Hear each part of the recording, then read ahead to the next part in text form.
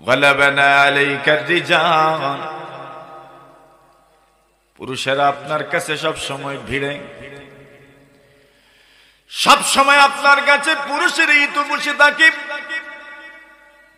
অগুনবীজি যাহাবার রিজালু বিহাদিসিক, এরা আপনার কাছে বসে আপনার হাদিস শিখে, আপনার হাদিস শুনে। এরা বড় আলেম হয়, অনেক হাদিস মুখস্থ করে, অনেক হাদিস বর্ণনা করি। আমরা তো ইচ্ছা করলেও পারি না। আল্লাহর নবীজি এই জন্য আমাদের অনুরোধ, ফাজালনা মিন নাফসিকা ইয়াওমান, ওগো আল্লাহর হাবিব, মেহেরবানি করে আপনি আমাদের জন্য আলাদা একটা দিন নির্ধারিত করে দিবেন, যেই দিন আপনি নবীজি শুধু শুধু আমরা মহিলাদেরকে আপনি ওয়াজ করবেন। শুধু আমরা মহিলাদেরকে আপনি ওয়াজ করবেন, এমন একটা দিন আপনি নির্ধারণ করে দিন, যেদিন আমরা একত্রিত হব আর আপনি আমাদেরকে ওয়াজ করবেন। আল্লাহর রাসূল বললেন, আপনাদের আবেদন মঞ্জুর করা হইল। এখন দিন নির্ধারিত হইল। এই দিন রাসূল আকরাম সাল্লাল্লাহু আলাইহি ওয়াসাল্লাম নারীদেরকে, মহিলাদেরকে ওয়াজ করতেন, নসিহত করতেন। আল্লাহর রাসূল সাল্লাল্লাহু আলাইহি ওয়াসাল্লাম তাদের সামনে গুরুত্বপূর্ণ বিষয়াশয় তুলে ধরতেন, আর এরাই আগামী দিনে গুরুত্বপূর্ণ যত বিষয়াশয় উম্মতের জন্য জরুরি, সেই বিষয়গুলো ওনারাই উম্মতের কাছে পৌঁছে দিয়েছে। আল্লাহর হাবিব বিশ্বনবী মুহাম্মদুর রাসূলুল্লাহ সাল্লাল্লাহু আলাইহি ওয়াসাল্লাম বলেন, হুব্বিবা ইলাইয়া মিন দুনিয়াকুম সালাস। আল্লাহর রাসূল বলেন, এর উম্মত, এই দুনিয়ার তিনটি জিনিস আমার কাছে পছন্দনীয়। এই দুনিয়ার কোন জিনিস এমন নেই যে জিনিসগুলোর সাথে মানুষের দিল লাগবে, যে জিনিসগুলো মানুষের কাছে আপন হবে, এমন আসলে কিছুই নাই। কেন? আমরা তো জানি আল্লাহর নবী, বিশ্ব নবীজি বলেছেন, এই দুনিয়ার এমন কোনো কিছু নাই যাকে খুব গুরুত্ব দেওয়া হবে। কেনই বা গুরুত্ব দিবে? লাউ কানাতিদ দুনিয়া তাদিলু ইনদাল্লাহি জানাহা বাউদা। আল্লাহর হাবিব বলেন, এই দুনিয়া আল্লাহর কাছে এতটুকু মূল্যবান নয়, এতটুকু মূল্যবান নয়, মশা এবং মাছির পরের সমানও নয়। একটা মাছিরও দাম আছে, কিন্তু রাসূল বলেন ওই দুনিয়ার এতটুকুও দাম নাই। আল্লাহর নবীজি বলেন, আল্লাহর কাছে যদি এই পৃথিবীর মূল্য মাছি মশার পরের সমান হতো, মাসাকা কাফিরান শারবাতা মা। আল্লাহ রাসূল বলেন, আল্লাহ পাক পৃথিবীর কোন কাফির বেঈমানকে এক ফোঁটা পানিও পান করাতেন না, কিন্তু পৃথিবীর কোনো মূল্যই নাই। এই জন্য আল্লাহর জমিনে যারা আল্লাহ মানে এবং মানে না, কোন মানুষ এখনো না খেয়ে মারা যায় না। ঠিক কিনা? মানে আল্লাহ সকলকেই দেন এই পৃথিবী। আল্লাহ পাক মুমিনদেরকেও দেন, যারা মুমিন নয় তাদেরকেও দেন, দুনিয়া দেন। কেন? ওই দুনিয়ার তো কোনো মূল্যই নাই। আল্লাহ রাসূল বলেন, এইবার মূল্যহীন এই পৃথিবী, মূল্যহীন এই দুনিয়া, এই দুনিয়ার পুরোটা দুনিয়াই যেখানে মূল্যহীন, ওই দুনিয়ার কোনো একটা জিনিসের প্রতি আপনার মহব্বত হবে তা তো কোনোভাবেই কামনা করা যায় না। কিন্তু রাসূল বলেন, এত কিছুর পরেও এই পৃথিবীর তিনটি জিনিস আমি নবীজির কাছে বড় প্রিয়। সুবহানাল্লাহ। কথা বুঝেছেন? এই পৃথিবীর আসলেই তো কোনো মূল্য নাই, কিন্তু মূল্যহীন পৃথিবী হওয়ার পরেও এই পৃথিবীর তিনটি জিনিস আমার কাছে বড় প্রিয়। রাসূল বলেন, ওইটা আমি বাছাই করি নাই, বরং আমার আল্লাহ আমার অন্তরে ওই তিনটা জিনিসের মহব্বত ঢুকায়া দিয়েছেন। সুবহানাল্লাহ বলেন। বুঝেন নাই মনে হয়? আমি পছন্দ করি নাই, আমি চুজ করি নাই, আমি বাছাই করি নাই। আল্লাহ নিজেই ওই তিনটি জিনিসের মহব্বত আমার অন্তরে ঢেলে দিয়েছেন। হুব্বিবা ইলাইয়া মিন দুনিয়াকুম সালাস। আল্লাহ তাআলা আমাদের কি দোয়া শিখিয়ে দিয়েছেন, আল্লাহ হাব্বিব ইলাইনাল ঈমান। আল্লাহ আমাদেরকে আমাদের অন্তরে ঈমানের মহব্বত ঢুকায়া দিও। রাসূল বলেন ঈমানের মহব্বত যে রকম আছে, আল্লাহর হাবিব বলেন এই রকম আমার অন্তরে আল্লাহ পাক তিন জিনিসের মহব্বত ঢুকায়া দিয়েছেন। মানে আপনাদের দুনিয়ার তিনটি জিনিসের প্রতি রাসূলের ভালোবাসা আছে। হুব্বিবা ইলাইয়া মিন দুনিয়াকুম সালাস। আল্লাহ রাসূল বলেন পৃথিবীর তিনটা জিনিস আমার কাছে বড় প্রিয়। এক নম্বর হলো আত্মীব। আল্লাহ রাসূল বলেন এই পৃথিবীর মধ্যে যে সুগন্ধি আছে, খুশবু আছে, এই খুশবু আর সুগন্ধি আমি নবীজির কাছে পৃথিবীর যত জিনিস আছে ওই জিনিসগুলোর মধ্য থেকে যে তিনটা জিনিস আমার কাছে প্রিয়, সেই তিনটি জিনিসের প্রথম নম্বরটার নাম হচ্ছে এই পৃথিবীর সুগন্ধিকে মহান আল্লাহ আমার কাছে প্রিয় করে দিয়েছেন। সুগন্ধি এটা প্রিয়। এবার হিসাব রাখেন, কিন্তু সুগন্ধি এত প্রিয়, এই দুনিয়াতে যত ধরনের সুগন্ধি আছে ওই সুগন্ধিকে সকলেই লাইক করে, সকলেই ভালোবাসে, সকলেই পছন্দ করে। নবীজি সাল্লাল্লাহু আলাইহি ওয়াসাল্লাম কি পরিমাণ সুগন্ধি উনার গায়ে ছিল। হাদিস শরীফের মধ্যে আসে আল্লাহর নবীজি যখন রাস্তা দিয়ে হাঁটতেন সাহাবায়ে কেরাম অনেক সময় রাসূলকে খুঁজে পেতেন না। রাসূল কোন দিকে গিয়েছেন জানেন না, পিছনে পিছনে হাঁটতে থাকেন। কোন দিকে বা গিয়ে তালাশ করবেন? নবীজির শরীরে যে সুঘ্রাণ ছিল ওই সুঘ্রাণকে অনুভব করে করে রাসূলকে খুঁজে নিতে পারতেন। সুবহানাল্লাহ। আল্লাহর হাবিব বিশ্ব নবী মুহাম্মদুর রাসূলুল্লাহ সাল্লাল্লাহু আলাইহি ওয়াসাল্লামের সাহাবী আনাস ইবনে মালিক বলেন পৃথিবীর মানুষ শুনে রাখো, আল্লাহর জমিনে নবীজি সাল্লাল্লাহু আলাইহি ওয়াসাল্লামের হাতের চেয়ে মোলায়েম কোন জিনিস আমি আমার জীবনেও অনুভব করি নাই। মা মাসিস্তু খাজ্জান ওয়ালা হারিরান ওয়ালা দিবাজা আলিয়ানা মিন কাফি রাসূলিল্লাহি সাল্লাল্লাহু আলাইহি ওয়াসাল্লাম। আল্লাহর জমিনের কত তুলা আমি দেখেছি, আল্লাহর জমিনের কত রয় আমি দেখেছি, আল্লাহর জমিনের কত পার কত ধরনের মোলায়েম জিনিস আমি দেখেছি, কিন্তু আনাস বলেন কত মোলায়েম জিনিসে আমি হাত রেখেছি, কিন্তু নবীজির হাতের তালুর চাইতে নরম কোমল এবং মোলায়েম কোন জিনিস আমার জীবনেও আমি স্পর্শ করি নাই। আল্লাহর নবীর সাহাবী আনাস বলেন ওয়ামা শামিমতু ইতরান ওয়ালা মিসকা।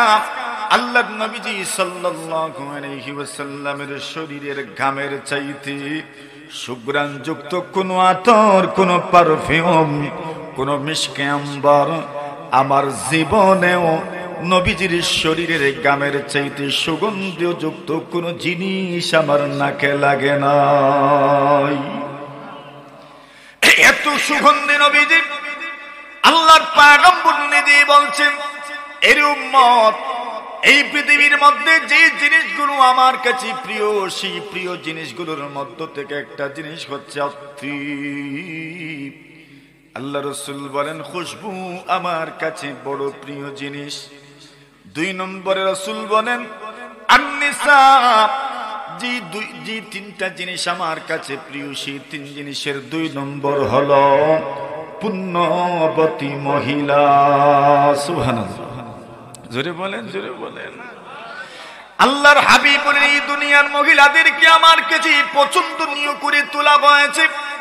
মহিলাদেরকে আমি পছন্দ করি, নারীদেরকে পছন্দ করি, নারীদেরকে পছন্দ করি। 3 নম্বর বলেন ওয়াজুইলাত কুররাতু আইনি ফিস সালাত।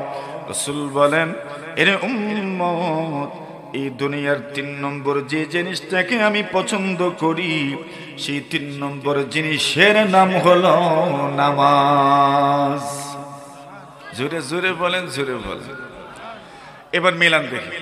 1 নম্বর 1 নম্বর সুগন্ধি, 2 নম্বর, 3 নম্বর মধ্যখানে নারী, আগে সুগন্ধি, এরপরে হলো নামাজ, মধ্যখানে হলো নারী। এইবার বলেন সুগন্ধির মর্যাদা আপনার কাছে কি রকম? সকলেই বলবেন ওইটার কোনো জবাব নাই। নামাজের মর্যাদা কি রকম? সকলের জবাব হলো তার কোনো প্রতিদ্বন্দ্বী নাই। এবার যদি বলা হয় নারীদের মর্যাদা কেমন, সকলে বলবেন যেখানে নামাজ, যেখানে সুগন্ধি, সেখানেই তোর মহিলা। সুতরাং সুগন্ধির মর্যাদা যেমন বেশি, নামাজের মর্যাদা যেমন বেশি, মহান আল্লাহ তাআলার কাছে নারীদের মর্যাদা তেমন বেশি। সুবহানাল্লাহ। দেখেন নারীদের, নারী মহিলা, রাসূল বলছেন এদেরকে আমার কাছে প্রিয় করে তোলা হয়েছে। সুবহানাল্লাহ। কালকে কইবেন নি জোরে জোরে? আমরা পুরুষ তো আজকে ওয়াজ হইছে, এরা মনে মনে ভাবতেছেন নারীটার মর্যাদা খিতার লাগি আর সুবহানাল্লাহ কইতাম। মাথুন না আপনারা? নবী আলাইহিস সালাতু ওয়াস সালাম খুব খেয়াল করেন নারীদের শিক্ষাটা কতটুকু জরুরি এবং নারীদের মর্যাদাটা কি পরিমাণ, ওইটা একটু অনুভব করেন। আল্লাহ রাসূল সাল্লাল্লাহু আলাইহি ওয়াসাল্লাম রাস্তা দিয়ে যাচ্ছেন, যাবার সময় তাকায় দেখেন একজনের উটের পিছনে একজন মহিলা বসা। যেমন ভাবে আপনার আমার বাইকের পিছনে, আপনার আমার মোটর বাইকের পিছনে অনেক সময় নারীরাও থাকেন। একজন পুরুষ যদি আপনার মোটর সাইকেলের পিছনে বসেন, যত দ্রুত গতিতে আপনি চালাবেন, একজন মহিলা থাকলেও কি এই পরিমাণ গতিতে চালাবেন? বলেন, এটা তো বুঝছেন এখন প্র্যাকটিক্যালি।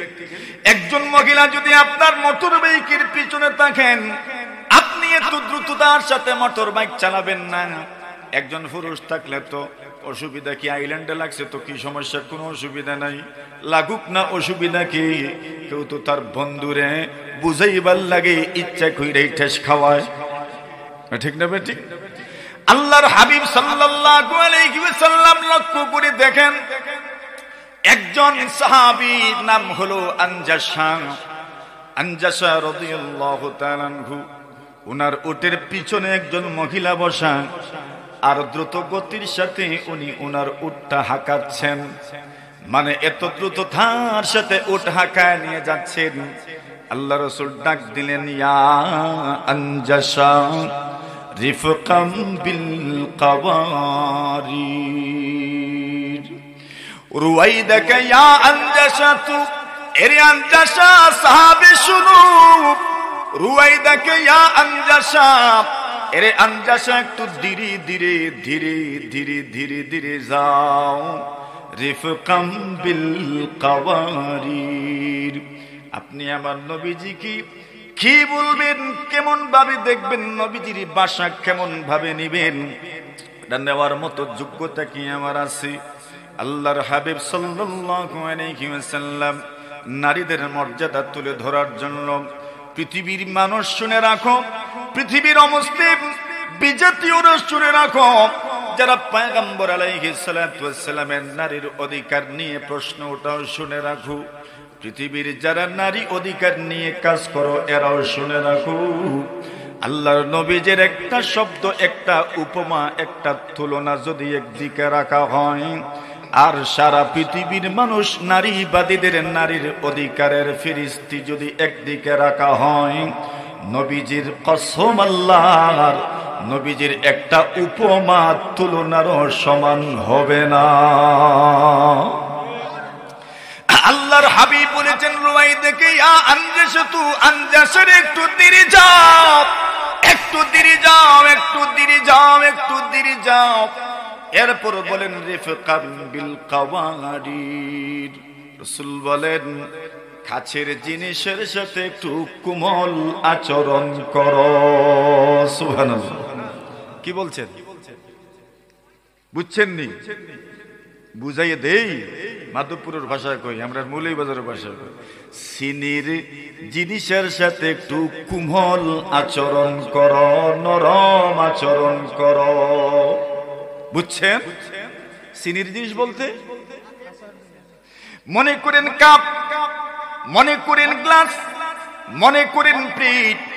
আপনি যদি চিনির বর্তন, চিনির গ্লাস, চিনির কাপ যদি নিয়ে যান, খুব দ্রুত গতিতে যাবেন তো? কেন? জোরে কোন? ভেঙ্গে যাবে। আল্লাহ রাসূল বলেন পৃথিবীর মানুষ শুনে রাখো, একজন নারীর উদাহরণটা কেমন, নারীর তুলনা কার সাথে করলেন? আল্লাহ রাসূল বলেন একদিকে দামি আর একদিকে স্পর্শকাতর। স্টিলের গ্লাস ইঠাইতে তো ভাঙ্গে না, প্লাস্টিকের গ্লাস বলের মতো শর্ট দিলেও ভাঙ্গে না, কিন্তু দামও কম। আর কাচের গ্লাস আপনি একটু যদি অসচেতন ভাবে ব্যবহার করেন ভেঙ্গে যায়, দামও বেশি। রাসূল বলেন একজন নারীর মর্যাদা হলো কাচের পাত্রের মতো, কাচের জিনিসের মতো, দামও বেশি এবং সচেতনতার সাথে কিন্তু ব্যবহার করতে হয়, ঠিক কিনা? কাচের জিনিস যদি একবার ভেঙ্গে যায় যেমন ভাবে জোড়া লাগে না, একবার ভেঙ্গে গেলে জোড়া লাগানো যায় না, কোন ভাবে জোড়া লাগানো যায় না, আবার দামও বেশি। আল্লাহ রাসূল বলেন এরে আনজাসা রিফকাম বিল কাওয়ারির, কাচের জিনিসগুলোর সাথে সুন্দর আচরণ করো, কোমল ভাবে ব্যবহার করো, এত দ্রুত গতিতে যেও না। তোমার পেছে কোনো পুরুষ বসে নাই, স্টিলের গ্লাস নয়, স্টিলের প্লেট নয়, বরং তোমার পিছনে কিন্তু কাচের গ্লাস এবং কাচের প্লেটের মতো মহিলারা বসা। এরা তুমি একজন পুরুষ বসলে যেমন ভাবে দ্রুততার সাথে গাড়ি চালাবে, এমন ভাবে চালাতে পারো না। কেন? নারীর মর্যাদা, নারীর ইজ্জত একজন পুরুষের চাইতেও হাজার হাজার গুণ আল্লাহর নবীজি বেশি বলেছেন। সুবহানাল্লাহ। কোন দিক থেকে? স্পর্শকাতর হওয়ার দিক থেকে, সম্মানের দিক থেকে এদেরকে বেশি মর্যাদা দেওয়ার ক্ষেত্রে এদের মর্যাদা অনেকের চাইতে বেশি। আমরা তো মাশাআল্লাহ একবারে আপনার যদি ভাঙ্গে গাড়িও যদি হয় ট্রাক্টরও চলিতাম পারবে, কিন্তু নবীজি বলেন রিফকাম বিল কাওয়ারির, এরা কাচের জিনিসের মতো, কাচের জিনিসকে যেমন ব্যবহার করতে সতর্ক থাকতে হয়, নারীদের সাথে যখন ব্যবহার করবা সতর্কতার সাথে ব্যবহার করিও। একটু যদি বেতন লাগে, সুতরাং নবীজি বুঝায়া দিলেন নারীদের সঙ্গে যখন তুমি কথা বলবা সুন্দর করে কথা বলো। মনে রেখো, মনে রেখো আল্লাহর হাবিব বলেন ইস্তাউসু বিন নিসাই খায়রা, মেয়ে যদি অভিমান করে বসে তখন বাবা আর রাগ করতে পারেন না, বাবার ঘন্টার ঘন্টা চলে যায় শুধু মেয়েকে খুশি করার জন্য, ঠিক কিনা? আল্লাহর হাবিব সাল্লাল্লাহু আলাইহি ওয়াসাল্লাম বলেন ইস্তাউসু বিন নিসাই খায়রা, আল্লাহর নবী বলেন এর পৃথিবীর মানুষ ইস্তাউসু বিন নিসাই খায়রা, নারীদের ব্যাপারে কল্যাণকামী হয়ে যাও, নারীদের ব্যাপারে কল্যাণকামী হয়ে যাও, নারীদের ব্যাপারে কল্যাণকামী হয়ে যাও। তোমরা এদেরকে ব্যবহারের ক্ষেত্রে, কথা বলার ক্ষেত্রে অবশ্যই সচেতনতার সাথে কথা বলো, কোমল হৃদয়ে নিয়ে তাদের সঙ্গে কথা বলো, সতর্কতার সাথে কথা বলো। এদের দিলটা বড় নরম, কাচের জিনিস যেমন নরম এদের দিলটাও এমন নরম। একবার যদি ভেঙ্গে যায় জোড়া লাগানো কঠিন হয়ে যায়, ঠিক কিনা? আচ্ছা, কাচের জিনিস তো মনে করেন বাঙ্গাও তো বাঙ্গাড়ির কাছে বিক্রি করা যায়। আরে কাচের স্টিলের মতন দেওয়া যায় না বাঙ্গারির কাছে? কাচের জিনিস দিতে পারবে? একবার যদি ভেঙ্গে যায় ওইটা আর ব্যবহারের উপযোগীই থাকে না। সুবহানাল্লাহ। দেখছেন মানে নারীদের মর্যাদা রাসূল কি সুন্দরভাবে তুলে ধরেছেন। রিফকাম বিল কাওয়ারির, রুয়াইদাকা ইয়া আনজাশাতু রিফকাম বিল কাওয়ারির, খবরদার এরা কাচের জিনিসের মতো, কাচের জিনিস ব্যবহারে যেমন সতর্কতা থাকার দরকার, নারীদের সাথে ব্যবহারের ক্ষেত্রেও পুরুষদেরকে এরকম সতর্কতা থাকা দরকার। কাচের গ্লাস যদি একটা গরো ভাঙ্গি যায়, স্ত্রীর রবিশ খারাপ হয়ে যায়। ভাঙ্গে দেখুন জানে ভট্টা মাথুন না, ওই বালা বালা আখটা যদি ভাঙ্গি যায় তো রবিশ খারাপ হয়ে যায় না? কিতা কাচের জিনিস ভাঙছে, সেট নষ্ট হয়ে গেছে। কেটে নষ্ট হয়েছে, সেট নষ্ট হয়েছে, এখন রবিশ টবিশ সব একবারে খারাপ হয়ে যায়। যতক্ষণ পর্যন্ত আরেকটা দিছেন না ততক্ষণ পর্যন্ত কোনো কম্প্রোমাইজ নেই। ঠিক না বেটি? রাসূল বলেন রুবাইদাকা ইয়া আনজাশাতু রিফকাম বিল কাওয়ারির। এই জন্য যদি কারো বাড়িতে গিয়ে গ্লাস ভেঙে দেন তবে শুধু পুরুষের কাছে সরি বললে হবে না, পুরুষের মাধ্যমে ঘরওয়ালার কাছেও সরি পৌঁছায় দিয়েন। ঠিক না বেঠিক? কেন পুরুষের এত জ্বলতো না যত দিলেও জ্বলবো কার? স্বরাষ্ট্রমন্ত্রী। ঠিক না বেঠিক? এজন্য ওইখানে সরি পৌঁছায় দিয়ে আইসেন, নতুবা আগামী বছরের দাওয়াত ব্যান্ড। মাতুন না আপনারা? এজন্য রাসূল বলেন রুবাইদাকা ইয়া আনজাশাতু রিফকাম বিল কাওয়ারির। রাসূল বলছেন আনজাশা একটু ধীরে যাও, একটু ধীরে যাও। রিফকাম বিল কাওয়ারির, কাছের জিনিসের সাথে একটু কোমল ব্যবহার করুন, একটু ধীরে যাও না। এরা তো কাছের জিনিসের মতো, এক শব্দ এক তুলনায় বোঝা গেছে আল্লাহর রাসূল নারীদেরকে কোন পর্যায়ে রেখে গেছেন। ঠিক না বেঠিক? আল্লাহর হাবিব বলেন ইস্তাউসু বিন নিসাই খায়রা। এই পৃথিবীর মানুষ নারীদের ব্যাপারে কল্যাণকামী হও, কল্যাণকামী হও, এদের জন্য তোমরা কল্যাণকামী হও। কেন? রাসূল বলেন ফাইন্নাকুন্না খুলিকনা মিন দালাইন। আল্লাহর রাসূল বলেন নারীদেরকে সৃষ্টি করা হয়েছে বাঁকা হাড্ডি থেকে, বাঁকা হাড্ডি থেকে, বাঁকা হাড্ডি থেকে। আল্লাহ রাসূল বলেন কোন জিনিস যদি বাঁকা হয়ে সৃষ্টি করা হয় ওইটা জীবনেও সোজা করা। জোরে কম। আল্লাহর হাবিব বলেন দেখেন ওইটা আবার নেগেটিভ নিয়েন না। আল্লাহ রাসূল বলেছেন ইস্তাউসু বিন নিসাই খায়রা, নারীদের ব্যাপারে কল্যাণকামী হও। কেন না? ফাইন্নাহুন্না খুলিকনা মিন দালাইন, এদেরকে বাঁকা হাত থেকে সৃষ্টি করা হয়েছে। কোন কোন জায়গায় বাঁকাই তো সুন্দর। এই মাইকের স্ট্যান্ড যদি বাঁকা না হতো তবে আমি ওয়াজ করতাম কেমনে? সুতরাং বাঁকাটাও তো সুন্দর, মাঝে মধ্যে রাস্তা বক্র হয়ে যাওয়া এটাই সুন্দর, এটার মধ্যেই সৌন্দর্যতা। রাসূল বলেন তবে বক্র যদি হয়ে যায়, কোন জিনিস বক্র হয়ে গেলে ওইটাকে যদি এইভাবেই ছেড়ে দেন এমন সময় আসে আর ব্যবহারের উপযোগীই থাকে না। আল্লাহ রাসূল বলেন সতর্ক করে দিলেন ফাইন যাহাবতা তুকিমাহু কাসসারতা কাসারতা, তুমি যদি ওই বাঁকা জিনিস নাকি পুরা সোজা করতে চাও, পুরা সোজা তো হবে না বরং ভেঙ্গে যাবে। ওয়া ইন তারাকতাহু লাম ইয়াজাল আওয়াজ, আর যদি বক্র অবস্থায় ছেড়ে দাও রাসূল বলেন বক্র হতে হতে শেষ পর্যন্ত ব্যবহারের অনুপযোগী হয়ে যাবে। এই জন্য বলেছেন এমন কঠিন শাস্তিও না, কড়াকড়িও না, আবার আপনি একদম শাসন করবেন না এমনও নয়, বরং ভালোবাসা, প্রেম, মহব্বত এবং শাসনের সমন্বয়ে সন্তান মেয়েকেও লালন পালন করবেন, আপনার স্ত্রীকেও আপনি তা এইভাবে পরিচালনা করবেন। ভালোবাসাও থাকবে, শাসনও থাকবে।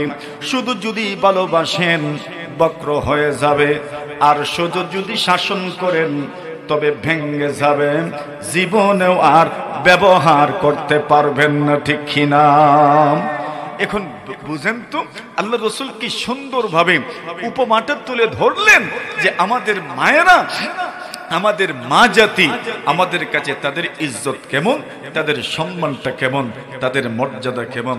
আল্লাহর হাবিব বিশ্বনবী মুহাম্মদুর রাসূলুল্লাহ সাল্লাল্লাহু আলাইহি ওয়াসাল্লাম বলেন, এই পৃথিবীর মধ্যে এমন মহিলারাও ছিলেন যে সকল মহিলা আল্লাহর জমিনে এত মর্যাদার অধিকারী ছিলেন, এত সম্মানের অধিকারী ছিলেন, স্বয়ং মহান আল্লাহ ওই মহিলাদের কাছে আল্লাহর নবীজির মারফতে সালাম প্রেরণ করেছেন। সুবহানাল্লাহ। নারীদের কাছে আল্লাহ নবীজির মারফতে মুহাম্মদুর রাসূল সাল্লাল্লাহু আলাইহি ওয়াসাল্লামের মাধ্যমে সালাম প্রেরণ করেছেন এমন একজন মহিলার নাম খাদিজাতুল কুবরা রাদিয়াল্লাহু তাআলা আনহা। জোরে সুরে বলেন আল্লাহু আকবার।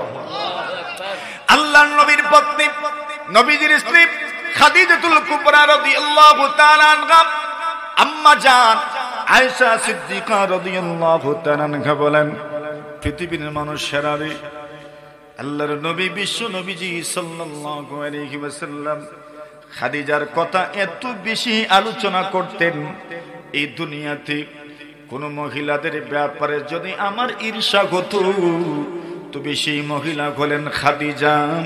কেন? নবীজি সাল্লাল্লাহু আলাইহি ওয়াসাল্লাম যার ব্যাপারে বারংবার কথা বলতেন, যার প্রশংসা করতেন, যার সুনাম করতেন, যার প্রশংসা করতেন, শুনতে শুনতে আমি বলতাম কোন মহিলা, বুড়া মহিলা, নবীজির মুখ থেকে ওই মহিলার আলোচনা একবারও যেন যায় না।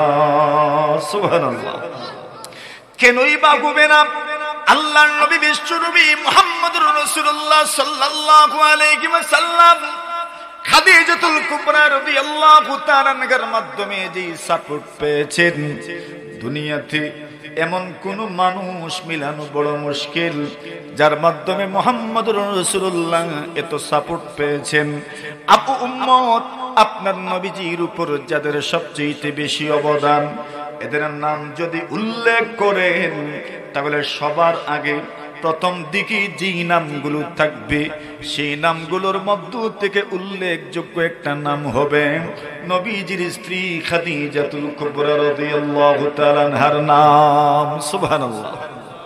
মহিলা রাসূলের স্ত্রী, কিন্তু রাসূলকে স্বামী হিসাবে এত সহযোগিতা করেছেন, নবী হিসাবে এত সহযোগিতা করেছেন, যারা প্রথম মুসলমান হয়েছেন সবার আগে যার নাম, সেই মহিয়সী নারীর নাম খাদিজা রাদিয়াল্লাহু তাআলা। জোরে বলে, সবার আগে যার নাম, তার নাম খাদিজা। আল্লাহর হাবিব সাল্লাল্লাহু আলাইহি ওয়াসাল্লাম গারে হেরায় অতিপ্রাপ্ত হলেন।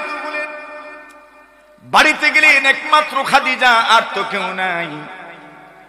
আল্লাহর নবীজি গারে হেরায় যখন যেতেন, আল্লাহর নবীজি সাল্লাল্লাহু আলাইহি ওয়াসাল্লাম খাবার নিয়ে যেতেন। অনেক দিন চলে যেত, আবার ফিরে আসতেন, আবার খাবার নিয়ে যেতেন। কখনো কখনো খাদিজাতুল কুবরা খাবার পৌঁছায় দিতেন। সুবহানাল্লাহ। এখন রাস্তা হওয়ার পরেও হাঁটা মুশকিল, আর সেখানে মক্কা মুকাররমা খানা কাবা আল্লাহর নবীজি সাল্লাল্লাহু আলাইহি ওয়াসাল্লামের বাড়ির থেকে প্রায় 3-3.5 কিলোমিটারের মতো দূরের জায়গা, পাহাড়ি অঞ্চল, পাহাড় বেয়ে বেয়ে উপত্যকা দিয়ে গিরিপথ দিয়ে উনি যেতেন। খাদিজা খাবার নবীজির কাছে দিয়ে আসতেন। ওহী প্রাপ্ত হলেন রাসূলুল্লাহ সাল্লাল্লাহু আলাইহি ওয়াসাল্লাম। জিবরিল আমিন আসলেন, রাসূলকে বললেন ইকরা, পড়ুন। রাসূল বললেন মা আনা বিকারি, আমি তো পড়ুয়া নই, আমি তো পড়ুয়া নই, আমি তো পড়তে জানি না, আমি তো পড়তে জানি না, আমি তো পড়তে জানি না।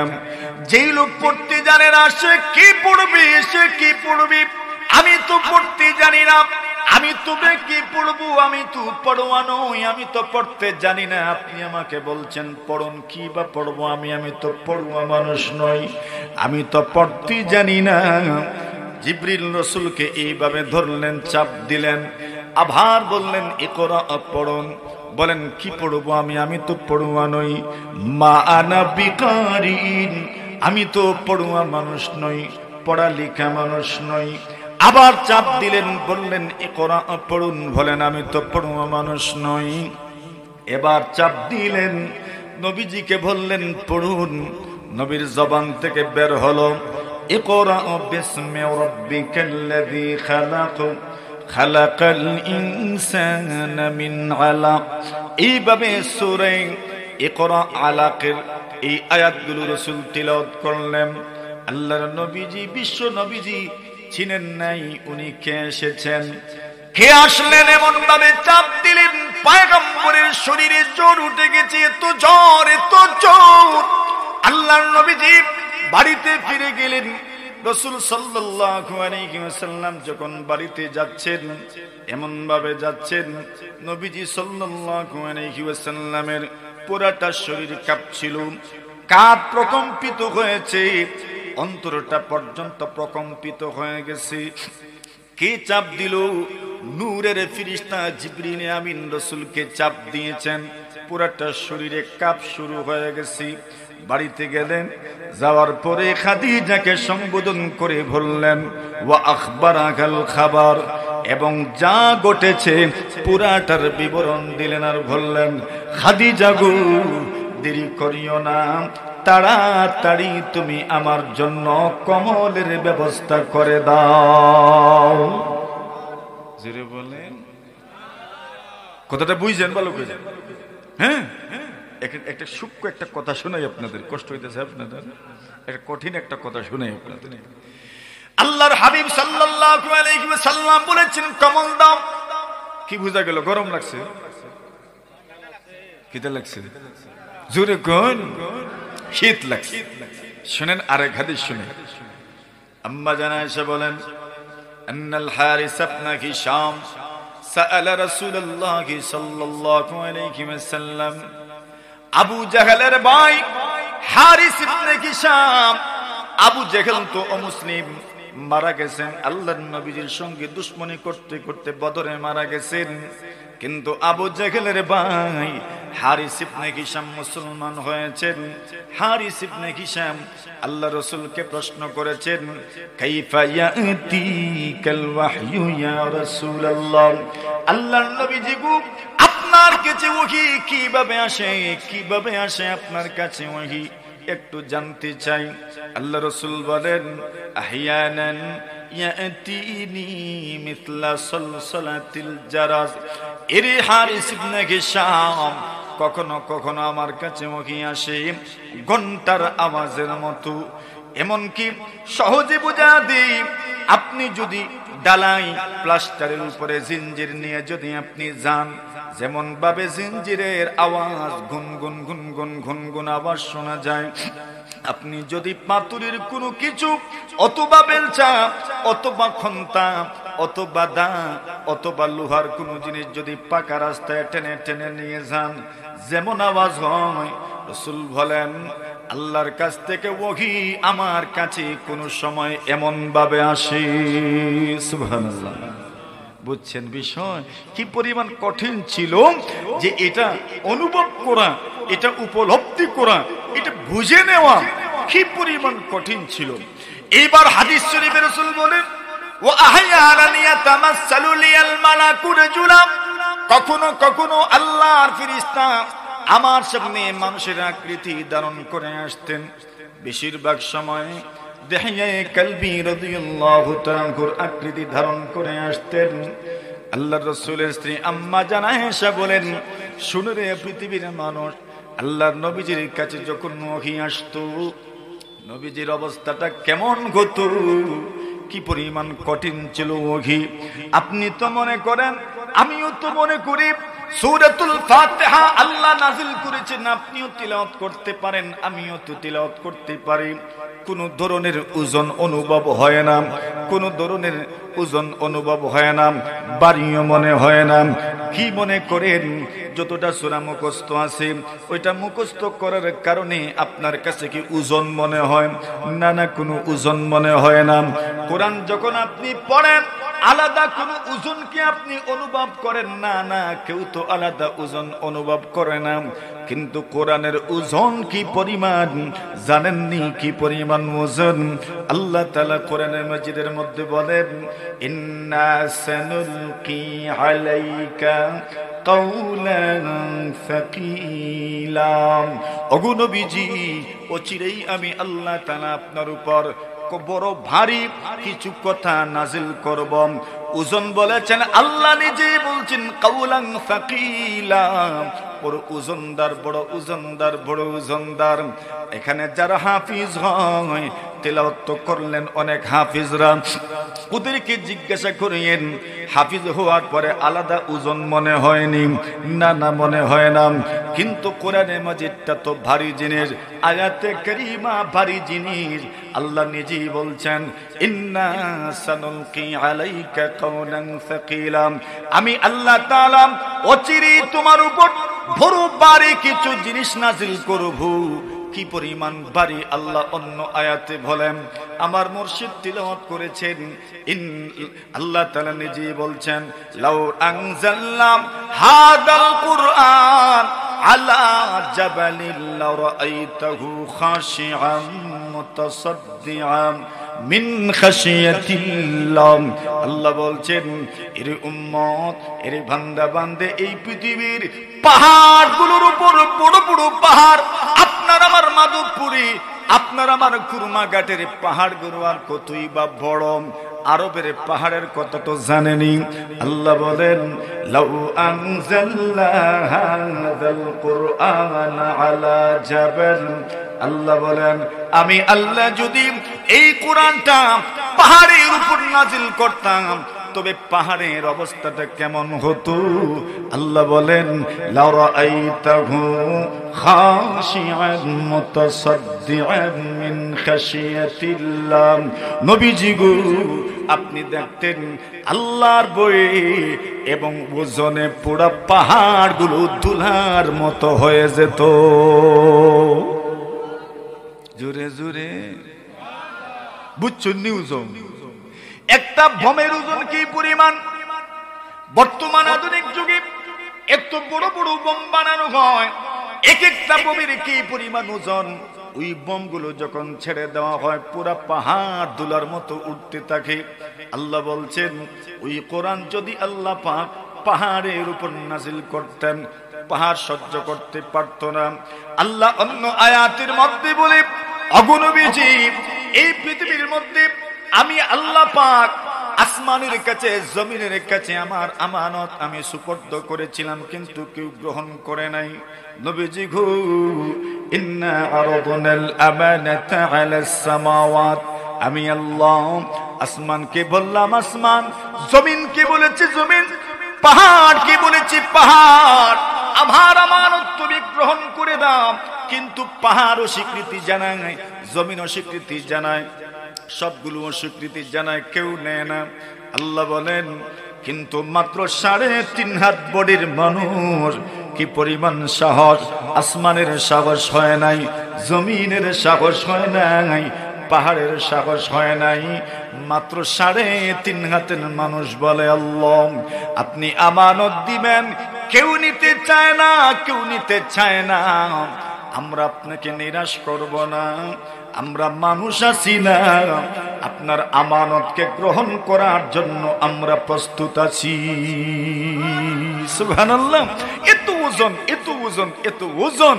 ওজন কি পরিমাণ?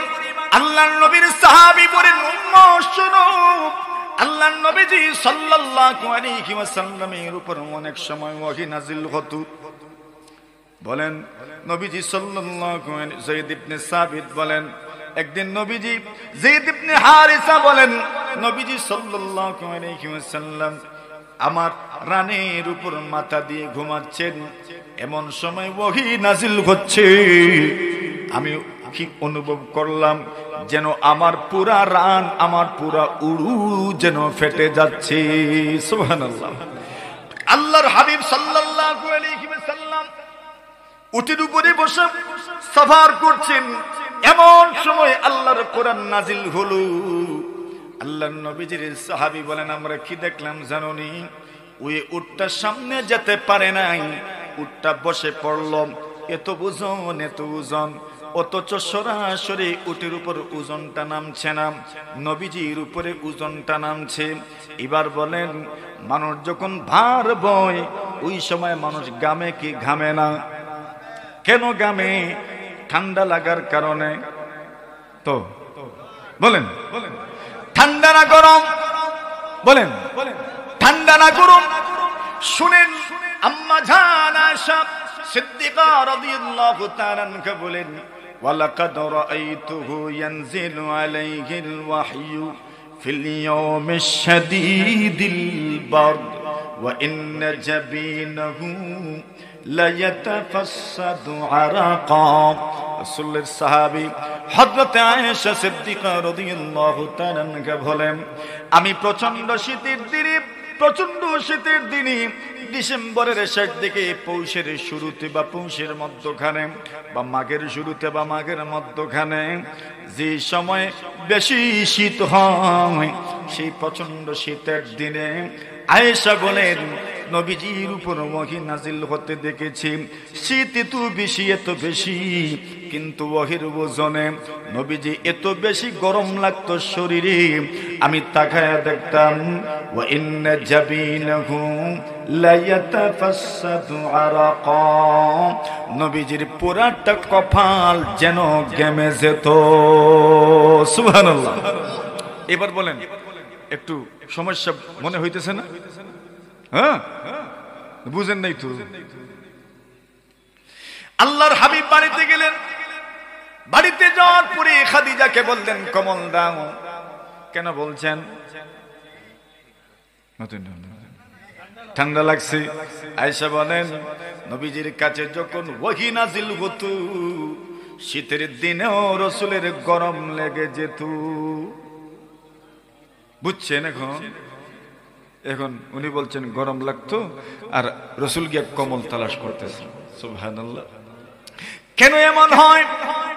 আপনি যখন গামেন, আমিও যখন গামি, গামার পরে ঠান্ডা লাগে কিনা?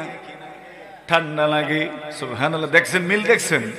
গামার পরে ঠান্ডা লাগে।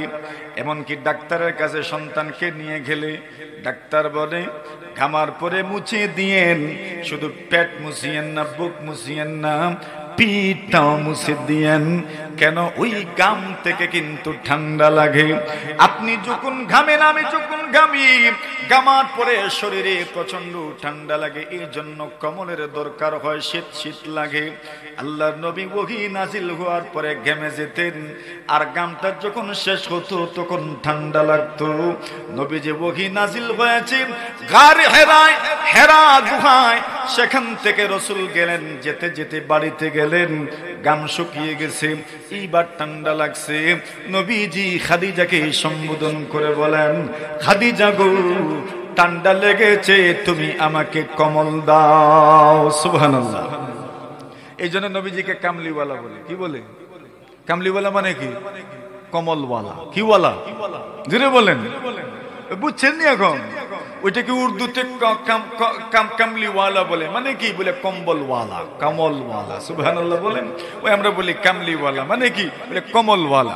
আল্লাহর হাবিব বিশ্বনবী মুহাম্মদুর রাসূলুল্লাহ সাল্লাল্লাহু আলাইহি ওয়াসাল্লামের স্ত্রী খাদিজাতুল কুবরা রাদিয়াল্লাহু তাআলা আনহাকে রাসূল সম্বোধন করে বলেন, খাদিজা গো, কমল দাও আমাকে। খাদিজা কমল উড়ায় দিলেন। আল্লাহর রাসূল অত্যন্ত, আল্লাহর পয়গম্বর আলাইহিস সালাতু ওয়াস সালাম নিজের উপর যেন নিরাশ হয়ে যাচ্ছিলেন। নবীজি খাদিজাকে সম্বোধন করে বলেন, খাদিজা গো, লাকাদ খাশিতু আলা নাফসি, আমার বড় ভয় হয়, আমি বাঁচব নাকি মারা যাব, আমার ভয়। সুবহানাল্লাহ। খাদিজা বলছেন, কি বলছেন আপনি এগুলো? আপনার কিছুই হবে না। সুবহানাল্লাহ বলেন। আরো জোরে বলেন। এমন কথা স্ত্রীর মুখ থেকে শুনতে পাওয়া, এটা খুব ভাগ্যবান কেউ যদি না হয়, তো স্ত্রীর মুখ থেকে এমন কথা কেউ শুনতে পারে না। আরে কথা কোন ঠিক না বেটি? আমরা তো কইব মরার কথা কইব, মরি যাও, ঠিক না বেটি? আর কেউ তো এটা কোন লাগে না, আগেই কয় ওতা ফরিয়া মরো না, নে মাতুন না আপনারা। আল্লাহর হাবিব সাল্লাল্লাহু আলাইহি ওয়াসাল্লাম খাদিজা কি বলেন, খাদিজা গো আমার বড় ভয় হচ্ছে। খাদিজা বলেন কিসের ভয়? কোনো ভয় নাই, কোনো ভয় নাই। কাল্লা ওয়াল্লাহি মা ইউখজিকাল্লাহু আবাদা। ওগো মুহাম্মদ, আল্লাহর কসম, আল্লাহর কসম, আল্লাহর কসম, আল্লাহ তাআলা আপনি মুহাম্মদকে মারবেন দূরের কথা, আমার আল্লাহ আপনার মতো গুণওয়ালা একজন মানুষ কি জীবনেও আল্লাহ পাক লাঞ্ছিত করবেন না। আর জোরে কষ্ট হইতেছে। হ্যাঁ, আল্লাহর হাবিব সাল্লাল্লাহু আলাইহি ওয়াসাল্লামের স্ত্রী খাদিজাতুল কুবরা রাদিয়াল্লাহু তাআলা আনহা বলেন, আল্লাহ আপনাকে লাঞ্ছিত করবেন না, বেইজ্জত করবেন না। কেন করবেন না? খাদিজা এইবার গুণ কীর্তন করলেন, গুনাগুন বললেন। ইন্নাকা লাতাসিলুর রাহিম ওয়া তাকসিবুল মাদুম ওয়া তাহমিলুল কাল্লাম ওয়া তাকরিদ দাইফ ওয়া তুঈনু আলা নওয়াইবিল হক। খাদিজা একে একে অনেকগুলো গুণ আল্লাহর নবীজির বর্ণনা করলেন। খাদিজার গুণগুলো বর্ণনার পরে পয়গম্বরের শান্ত হয়ে গেলেন। আল্লাহর নবীজিকে সেই দিন, যেই দিন নবী ভীত সন্ত্রস্ত ছিলেন, সেই দিন যিনি সান্ত্বনা দিয়েছেন সেই মহান মানুষটার নাম হচ্ছে খাদিজাতুল কুবরা রাদিয়াল্লাহু তাআলা আনহা। ঠিক না বে ঠিক?